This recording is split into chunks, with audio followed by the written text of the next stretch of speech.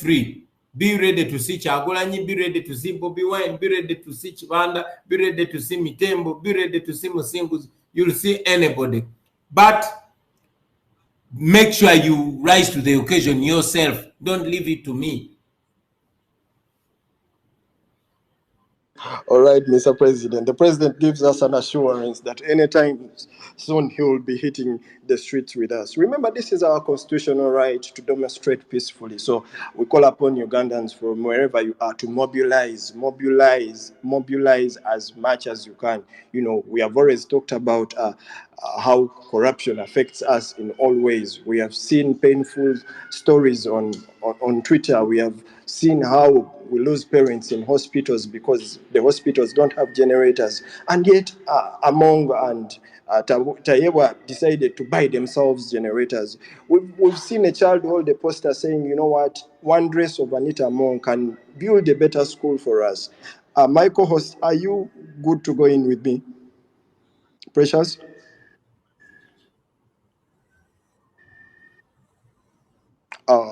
Precious seems to be having network problems. We shall be having some questions. Aiden, would you help me with getting people on board for questions for Honorable Chagulanyi? We want to continuously thank you for sparing time amidst your busy schedule to come and say a word or two to us. As we get to the speaker, Mr. President, can we talk about the artists that are silent? You are an artist. What do I say? What do I say about artists that are silent? Of course, it's frustrating. It's disappointing. None of the artists can claim not to know what's happening. Like I've said, I always want to salute those that respect the pain of their people. People like King Sa, people like Judith Hart, people like Azawi, people like people like Big Eye, people like Aziza Zion, people like, there are so many artists. You know, when we're talking about artists, let us not start from those that have betrayed their people. Let us start by thanking those that have stood with their people. Njagala nnyo okwebaza abo ba artists bonna. Saga kusookera kwabo abatunza abantu, kansooke kwebaza abo abayimiridde ku mazima. Tubalaba bannange, mwebale. Tuyinza obutabogerako nze kati ba artists abamu bambi mba saagala baleetera bizibu. Kati saagala kwogera ku mwana ono muto Azawi naye alina obwongo buli nga bwa muntu wa myaka 50. Kubanga alaba ebintu n'abyogera. And she's a girl, she doesn't need so much as a star. So we salute you, young lady, and many other artists abayimiridde ku mazima. We also have senior artists that would have otherwise used their voices nga tebalina kye beetaaga, but they prefer comfort. They prefer to be comfortable. They are silent about the pain of their people until they are the victims. So while I salute the artists that have stood with their people, I know that some artists ought to look deep into their conscience and know that it is these common people that helped them rise. And if your people are not okay, you're also not going to be okay as an artist. And we should take examples from those that came before us. Good evening, everyone. Art, especially music, should be not only for entertainment, but also for betterment of society. So, yeah, I don't want to speak so much about artists. Kuba munaiba artists bangu nnyo misunderstanding. Alwe nasembayo kwogera ne ba artists bagamba n'abavumye. Naye ngambera mbagamba amazima. Kuba oluvannyuma lwa byonna nabo bennyini bajja kukiraba. Ensonga lwaki ba artists abamu basirise kuba bali bought out. You remember there was 30 billion that was passed some time ago for apparently developing artists. Up to now, they cannot tell you what that money did. There was an effort to push for the copyright law to be amended. Esobola okuyamba ba artists. Naye ba artists baba keeping nga ba beggars. So many of them are being used by the regime. No wonder you'll find them, even when they know the truth, ojja basanga nga tebalwanyisa amazima. But we salute those that have stood for what is right. Thank you, Mr. President. We'll also, as Ugandans, continue to applaud the artists. You know, there is a quote that says, the civiliancy of a country is not complete without its art. I don't know if I've said it right anyway. Mrodokai Melissa Martin Jr. Yes, my brother. Martin? Yes. You said you have a question for the president. Yes. First of all, I want to say thank you so much to Mr. President for providing yourself for this conversation. And Thank you. I want to start, asking some of the things that you've commented on. One, you took on a very decisive action when you stood against Mpuga's corruption, suspended him from various positions and publicly addressing his corrupt practices. Despite his significant, experience and status in politics, you were like, hey, you did the wrong thing and I'm going to expose you. However, following these measures, Mr. Mpuga has publicly denied the wrongdoing on social media. He's going on mainstream media and denying, and he continues now to personally criticize you. He remains the member of the political party you lead. My question, number one question, how do you plan to address this situation? I mean, is there any appropriate consequences for his actions? And do we expect NUP to do anything? Does NUP has a disciplinary committee? What are they going to do, or what are you going to do? Number two, they're very short questions. I remember you said in one song, you said, my father said there's more politics in the music industry than in the parliament. Forgive them, Father. They don't know whom they're dealing with. And I understand probably where you were coming from. At that time, you were beefing with folks, probably you had started the music career almost at the same time frame. The likes of Bebe Cool and Chameleon. When you came to the politics, you almost applied the same approach. The question I want to ask you, how did you get all this confidence? Because, and why am I asking this question? There could be a Murisa from Zimbabwe who only has 20 followers on Twitter and is afraid to take on the folks of these people, the likes of these folks who are well established, they're rich, they're famous, they have a following, and they're afraid. But when you came, join the politics, you are like, hey, I don't care about who you are. If you do a wrong thing, I'm going to stand against you and I will expose you. So what would you say to this? There could be one who only has 10 followers and is afraid, oh, how do I attack, or how do I even question a man who has over 500,000 followers on social media platforms?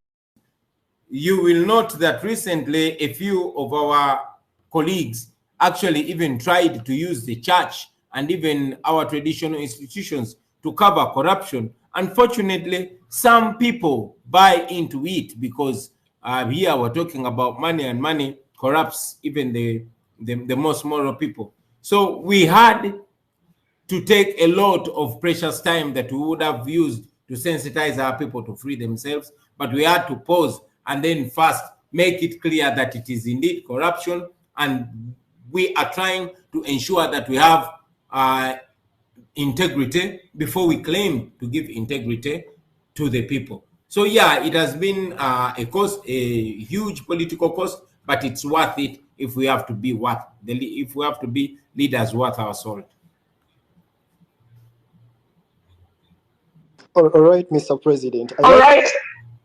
Precious, let me take on the president. I like that you mentioned that the leader of opposition, Right Honorable Joe Senyanyi, recently said, when you fight corruption, it certainly will fight back. Mr. President, given the country we are in, where the majority of us are actually poor, do we have what it takes to fight back when corruption fights back to us? Yes, you do. You have what it takes. Your morality, your integrity. You have what it takes. You only need to make that firm choice. It's a costly choice because it comes with intimidation, it comes with brokenness, but at the end of the day, it comes with pride that does not equate to anything. So I want to encourage you and all other young people that you have what it takes to fight that corruption, because it can be fought and it can be defeated. All right. I want to thank everyone who is listening in. We are having a talk with His Excellency Robert Kyagulanyi Ssentamu about corruption. Of recent, we have had youths from all walks of life, leaderless, religionless, partyless, members of NUP, members of the NRM, members of the FDC, coming together and saying, you know what, we have an urgent issue, which is corruption at hand. And I want to thank every youth, wherever you are, and you've decided to take chance or an opportunity in this. Mr. President, given what we've known about General Museveni, he aids and abates all wrongs. He's diametrically, he has been diametrically opposed to the position he has been taking. For example, in 1986, he said, the problem of Africa and in Uganda in particular is leaders that overstay in power. And he has overstayed in power. He has been coming out to condemn corruption, but again condone it. Why do you think Museveni has been adamant to act against corruption, Mr. President? On a platform like this, I'm trying to be as diplomatic as possible. But again, because I'm talking to young people, I want to be as blunt and as honest as possible. Mr. President, we have always known you for being a realistic person. Yeah, so we hope you I believe that what stops General Museveni from practically fighting corruption is because he is corrupt himself. He was corrupted with power. There's this famous saying that power corrupts and absolute power corrupts absolutely. General Museveni has absolute power, and that absolute power corrupted him absolutely. He cannot fight corruption because corruption is his biggest tool of control. He will pay lip service to the fight against corruption, but he will not fight corruption because it is corruption that is keeping him in power. It is the abuse of the law, which is corruption, that is keeping him in power. It is the rewardism, policy that he has, where even the most corrupt people, for as long as they can serve his purpose, he will keep them in office. I mean, look at Anita Among, a person that is not even politically smart, that she gives herself out every time. She has confessed to looting public funds numerous times, but she continues to wield power. You've seen Mike Mukula, you've seen Jim Owezi, and many others. Corruption is what General Museveni uses. As a matter of fact, he has also said it numerous times that Anita Among helps him buy off opposition leaders to his side. So that still, will show you that General Museveni is not going to fight corruption. You've heard Mulyagonja, the former IGG, who said most corruption scandals are traced to General Museveni's footprint. Doorstep. I was talking about the numerous scandals that you've seen, the Global Fund scandal of Jim Owezi and Mike Mukula, up to the tune of 1.4 trillion was lost in between there. Nothing happened to them. They were instead rewarded. You remember the story of the junk helicopters in 1997, 45.4 billion lost, but because Salim Saleh helps him control the military, he ended there. It ended that way. The pension scam of 2010, you remember the likes of Jimero Amafa. You remember the Chogam scandal, including Sam Kutesa, his brother-in-law, something like that, including Gilbert Bukenya, including the likes of Nasasira.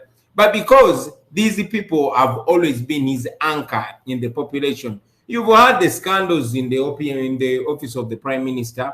You've had the Validam scandal. You've had NSSF Temangalo scandal. You've had scandal after scandal.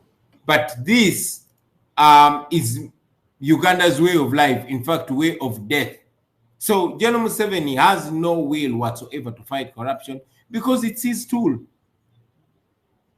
But Honorable Chagulanyi, you speak of Museveni, who recently, opened up an anti-corruption unit at URA. He has the IGG. He has the State House anti-corruption unity. He had the anti-corruption work. Don't you think he's willing to before fight you even go on with all the institutions or pseudo institutions that he sets up? These are actually also windows of theft. I mean, you tell me that you are setting up a new anti-corruption unit to oversee the Uganda Revenue Authority, which loses 10 trillion every year, 10 trillion of our money, you know. But again, the person in charge of that unit is it David Karemera, the same person that was convicted, is a convicted, you know, tax fraudster. He's a convicted thief. But now you appoint a thief to ensure that nobody steals. It is a joke. It is an absolute joke. I think Mr. Museveni is playing the game of set a thief to catch a thief. President Bobi Wine, please speak about the cynicism from some influential people about the fight against corruption. You see, you're throwing about words extravagantly. For example, you're calling them influential. They don't influence us. They don't influence Looking us at because we no longer follow them. Yes, there's been a lot of cynicism, and that is guilt talk. That is guilt talk from these corrupt members of parliament, corrupt leaders, including religious and traditional leaders. They know the truth, but because they are corrupt, and you see the corrupt people always know which kind of engine to grease. So they keep fueling that engine. No wonder corrupt people will steal money and go build churches.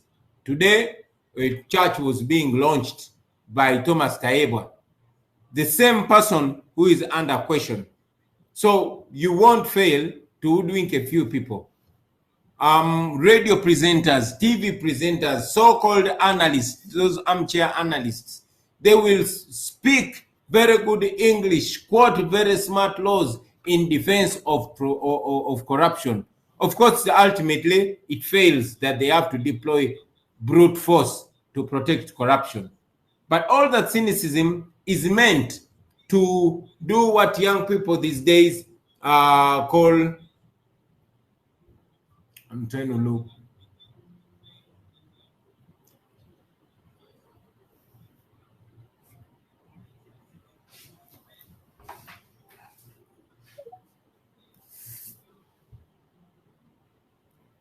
Mr. President, are you still with us? Hello, can you hear me very well? Yes, Mr. President.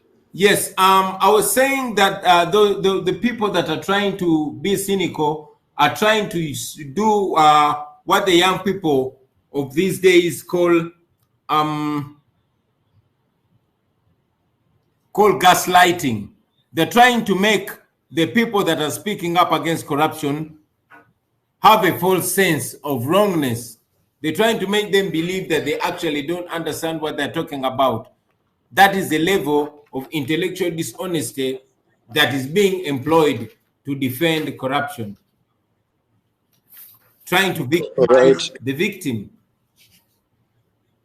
Okay, Mr. President, you know, we've read comments where people say that someone that has been caught red-handed in corruption should deserve death penalties or should be jailed for this long. Some are so extreme to the extreme, some are too lenient, too weak.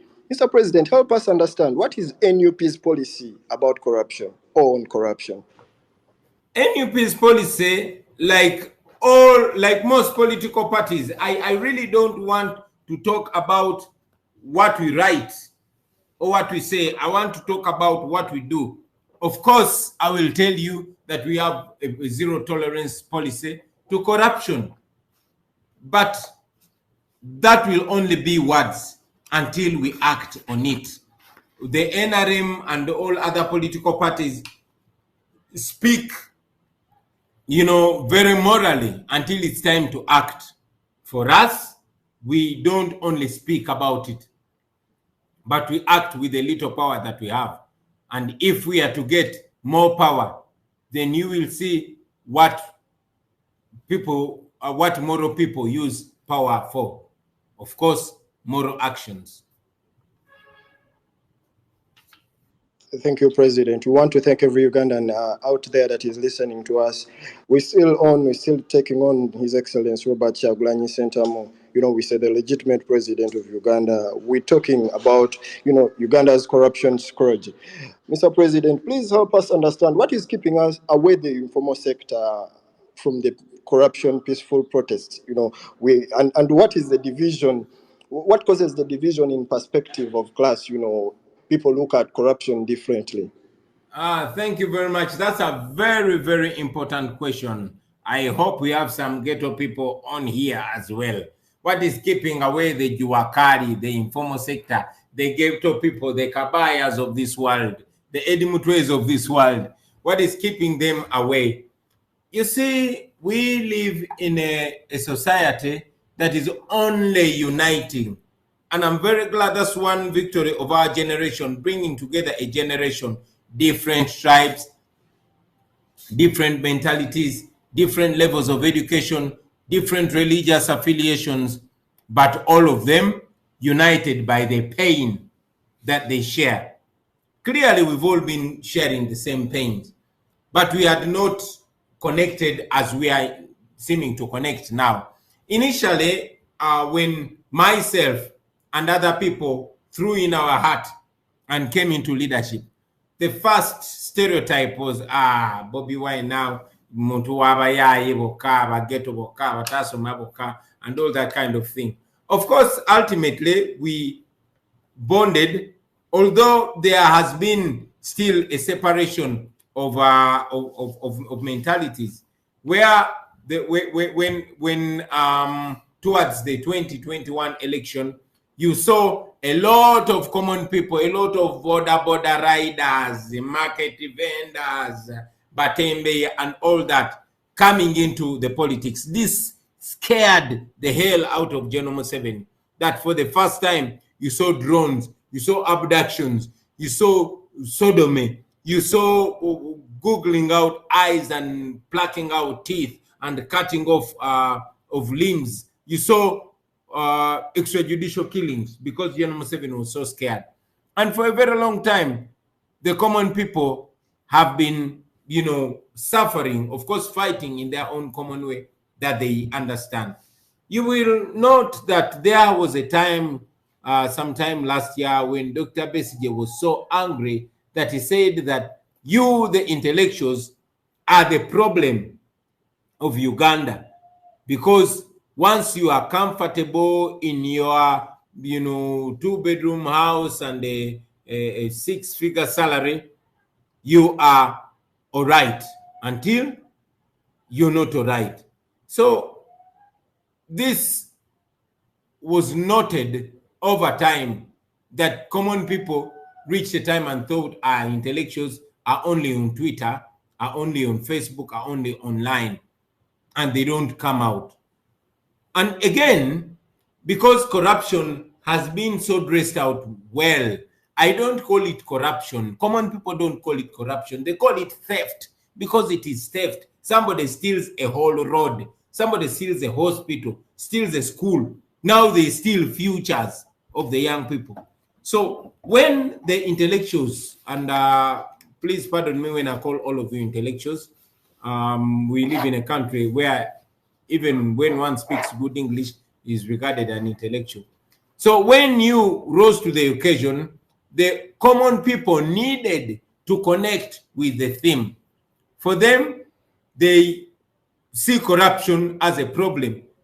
But again, they have bigger problems. They don't even have the right to be human beings. They don't have a right to exist. They are fighting to exist. So according to them, corruption, especially the way they understand it, Okulienguzi, did not seem a very easily understandable problem.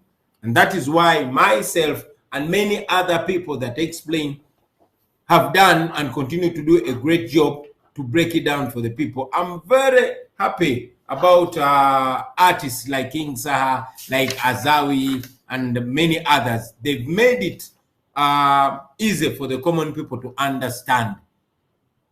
And with time, I see the two sides bonding and acting together. Thank you, Mr. President. I love the fact that you help us understand this deeply. Honorable, tusobola tutya okumenyawo that bridge that is between, abageto feno wansi gye tufa kwoteeka ate ne bali bamambala masuuti ne tuba nga fena we are on the same page about corruption. Obwedde omanyi n'Oluganda. Kirungi nnyo, kizaamu amaanyi, wabula kye tulina okukola kwe kumakinga sure tukibreakinga down to make people understand. Ekintu ekyasinga okuleeta abantu mu byobufuzi, especially when people power and NUP came, kwe kuba nti twabringinga politics ku street, omuntu n'amanya ebyobufuzi bimukwatirako n'amanya nti abo bonna byabufuzi balaba be basalawo bbeeyi gyagulamu sukaali, be basalawo bbeeyi gyagulamu akawunga, ate be basalawo wa mu ddwaliro waliyo omulagala oba tewali.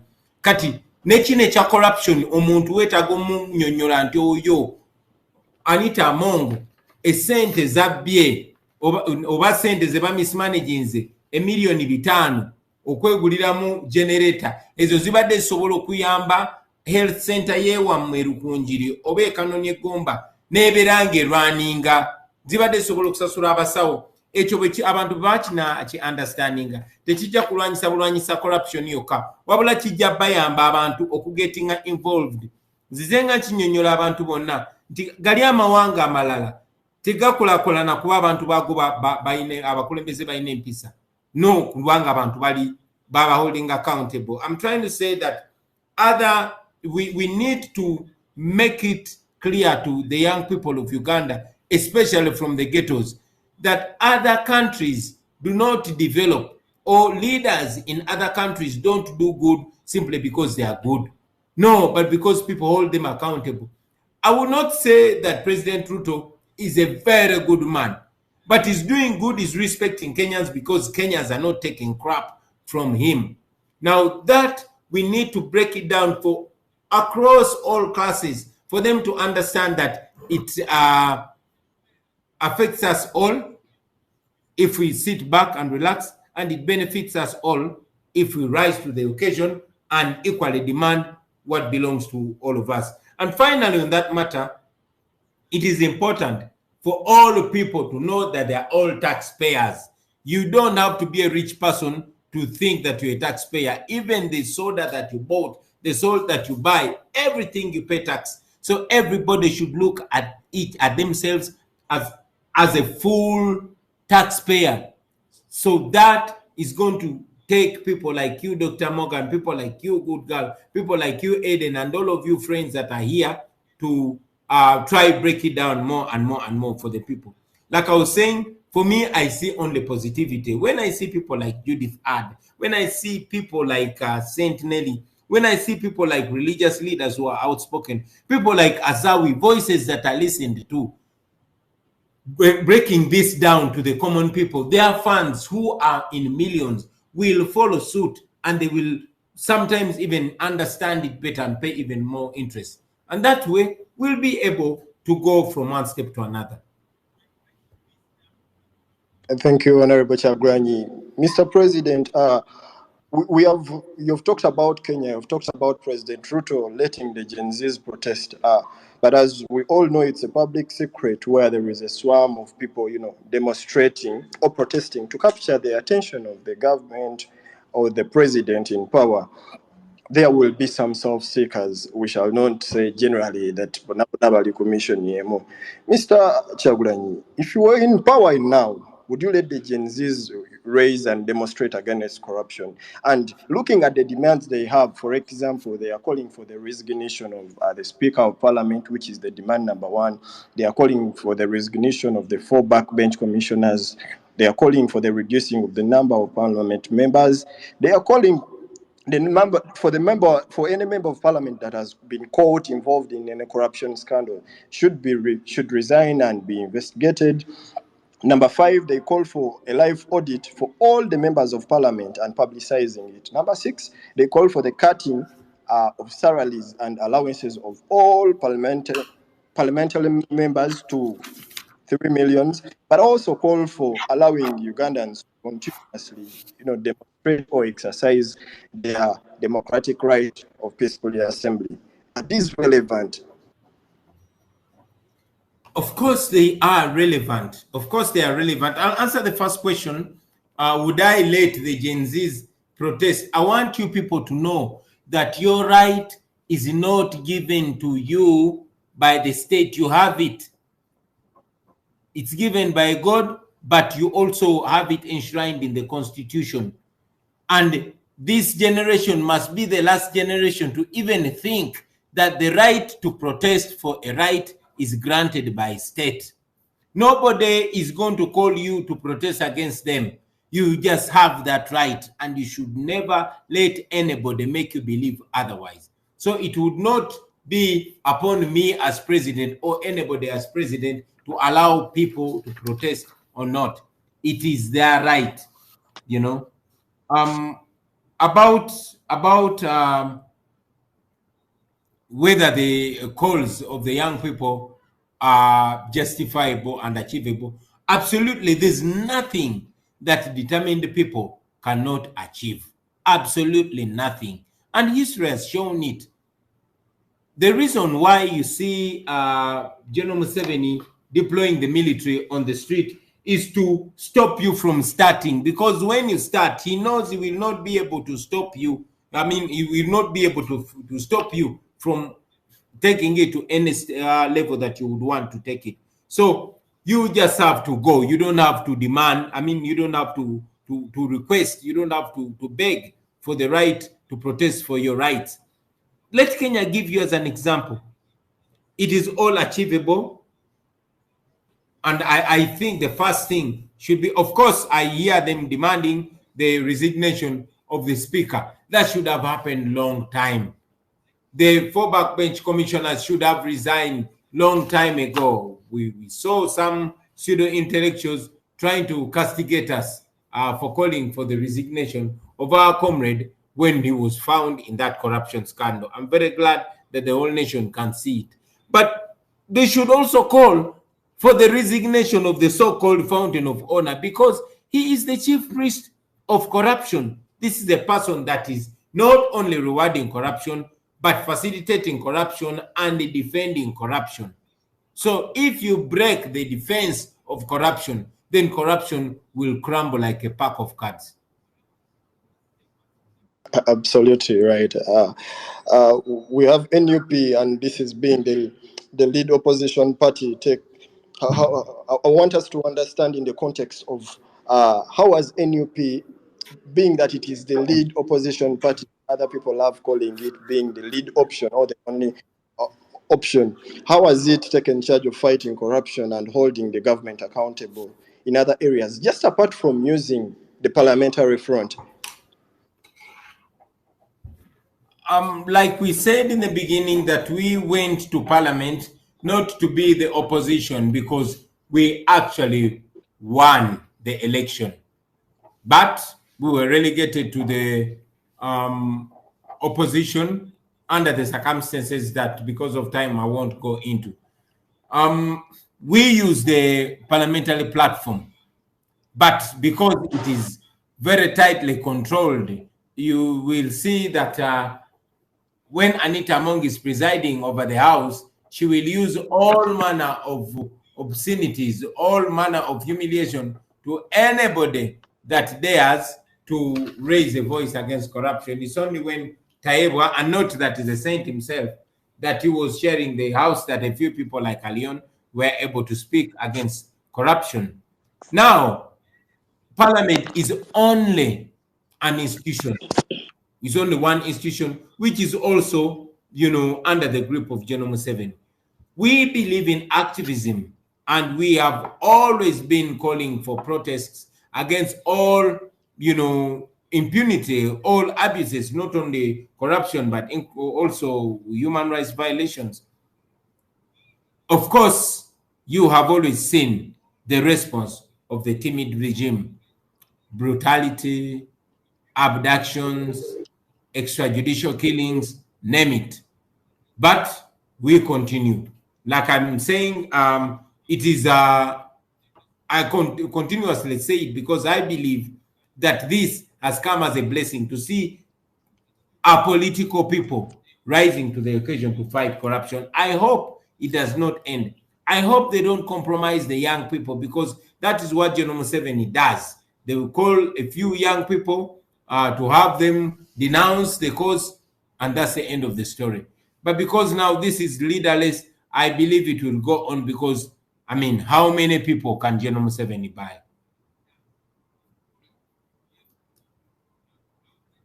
Okay, thank you, Mr. President, yet again for sparing time to talk to us. And I also want to thank Ugandans that have spared time to listen in to the President as he talks to us. As I conclude, Mr. President, one of the things that our generation that has learned from you is exposing the corrupt. Is, when we get information about any corrupt scandal is putting out, we the ghetto people tukiyita kulabisa. Kasita tufuna akamwanyi konna ne tutegeera nti kano kakyamu nga tukayiwawo ng'abantu bakategeera. Mr. President, ng'oggyeko okulabisa fe abantu abawansi mu ghetto, option ki gye tulina ng'ogasseeko n'abakulembeze mu kulwanyisa enguzi? Ng'oggyeko okulabisa, okulabisa is the first step, because when you expose something wrong, you are going to awaken even those that were sleeping to rise to the occasion and fight against that evil. So exposure, kulabisa, temulekera kulabisa. But you can do much more than kulabisa. Bomalo kulabisa, gamba ne munno naye alabise, nomulala naye alabise. Social media has played a huge role. No wonder Facebook is banned in Uganda. I hope Twitter won't be banned in Uganda. Reach out to them in person and personally, but most importantly, peacefully. Reach out to them, build study groups or teams of activists, not following any political party, but following morality and what you believe in as a person. And then you do exactly what you young people have called for. We can't reinvent the wheel. It has always been demonstrating, picketing, and protesting. And that works. Historically, that is how slave trade was ended. That is how colonialism was ended. That's how dictatorship has ended in many places. And corruption is just, another terminology of wrongdoing, of impunity. Now, this is stealing with impunity. This is perverting, moral intentions with impunity. So protesting looks like is the ultimate for us. Of course, non-violent protests work a great deal. General Museveni has spent almost 40 years stockpiling weapons to fight against people, even those unarmed people. So the people that he fears most are the unarmed people, because they render his guns useless. And you will note that I'm talking about General Museveni a lot, because he is the presiding officer of all this. We must not cheat ourselves to think that anybody else is doing this. Even Anita Mong, she's only a tool, like Kadaga was, like Kayihura was. You cannot just, yes, you'll blame Kayihura for the brutality and human rights violation, but for whom was he working? You can blame Anita Mong for the theft. Yes, she has stolen and she deserves all the sanctions. But under whose watch is she stealing, and for whose benefit? Absolutely, General Museveni. So all these are only pawns that are being played. The master player, we know him, and we know what corruption is benefiting him. And we know that once corruption stops, he will stop. Therefore, once corruption stops, he will fall. So he won't allow corruption to fall. We have to protest against corruption, but the root cause of corruption we all know. Right, Mr. President. Yes, Mr. President. We should be keen on affairs of our country. Abducting people and disappearing them, that is corruption. Stealing public funds, that is corruption. Rigging elections, that is corruption. The police not doing their work and playing politics instead, that is corruption. So corruption comes in very many shades, and we must combat it in whichever way it comes. The president says corruption comes in very many forms, and we must combat it in any way it comes. The march to Parliament is still on. It is a nationwide peaceful protest where we, the people of Uganda, are going against the corruption that is, rampant in our country. Tomorrow, which is Monday, we shall have us go to courts to stand surety for our members that were arrested in the two physical peaceful protests that we had, one on Tuesday and another one on Thursday, and the same will happen on Tuesday. We shall be having going to court to stand surety for our friends and comrades that have been arresting for peacefully demonstrating, but also having an online protest. Wednesday, we shall hit the streets. Mr. President, are we yet to see the Bobi Wine of OTT? First, it should not be about Bobi Wine. Whichever Bobi Wine shows up, now you know what you have to do. You cannot claim you don't know what to do. Reason why I even did not get involved immediately, no matter how much I was banning to join new people. Many of my colleagues are banning to join new people, but we don't want the naysayers to vulgarize it, to say, oh, now this is about Bobi Wine. No, it must be about everybody. That's why for now, I'm just encouraging you. I am banning to join you. But I want people to understand that it is not about any political party and it's not about me. You were asking, sorry to take you a little bit aback, but you were asking, you were asking whether they will allow the protests or not. The question is not allowing protests. Just don't allow corruption. If corruption was fought, if the regime, if the government did not allow corruption, young people would not be in prison today because they would have no reason to protest against corruption. It's not about allowing protests. Don't allow corruption. If you've allowed corruption, then you have no more authority to stop protests that are fighting corruption. They wouldn't have left the corruption to go on in the first place. The reason why people are fighting themselves is because those that are supposed to fight corruption are instead shielding it. Thank you, Mr. President. Sorry, you had asked an even different question. Sorry, I diverted again. Would you mind asking the question again? Yes, I asked you, are we yet to see the Bobi Wine of OTT, which you replied to us that as long as we have as many Bobi Wines as you will see where freedom is concerned. Me, I have my personal issues. I am not free. I cannot sing in my own country. I cannot even go to church comfortably. So me, I have beef with this regime. And any part of me that is not